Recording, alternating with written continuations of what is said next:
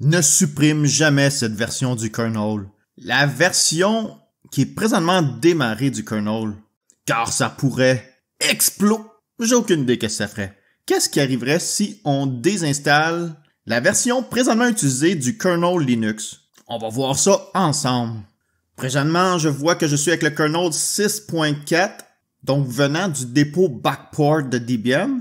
Mais là, je change d'idée, je veux revenir au dépôt stable. Je vais donc désinstaller le kernel du backport, mais sans démarrer sur le kernel stable avant. Donc, désinstaller le kernel qui est présentement utilisé. Oh. Voici les kernels installés sur ma machine. Je vais désinstaller toutes les 6.4, même celle qui est utilisée. Mais là, je fais tout ça dans un environnement contrôlé où que mon équipe de secours est prête à intervenir en cas de problème. Et je lance la commande. Et j'accepte. Oh, Debian m'avertit que j'essaie de supprimer la même version que le running qui est présentement utilisé.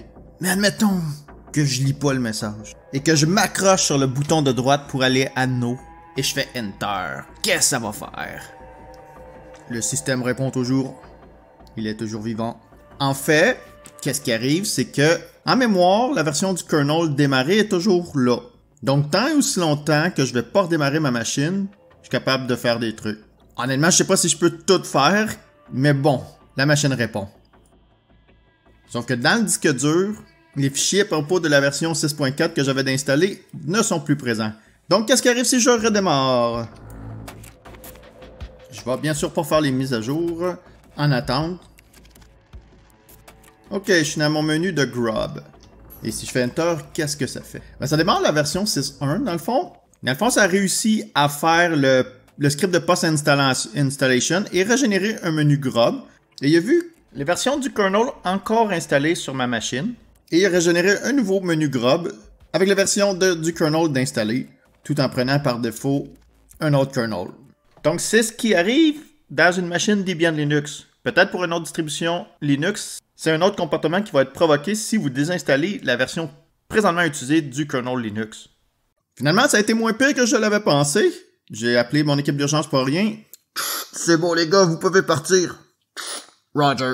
Et là, qu'est-ce qui serait arrivé si c'était le seul kernel Linux qui était installé? Donc, par exemple, j'efface tous les kernels Linux qui sont présentement installés sur ma machine.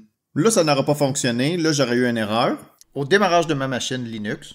Mais à ce que j'ai vu sur Internet, il serait possible de le réparer avec un live CD. On démarre sur un live CD, on chroot un environnement et on réinstalle une version du kernel Linux. Et voilà pour cette vidéo. J'espère qu'elle vous a diverti et que vous l'avez apprécié.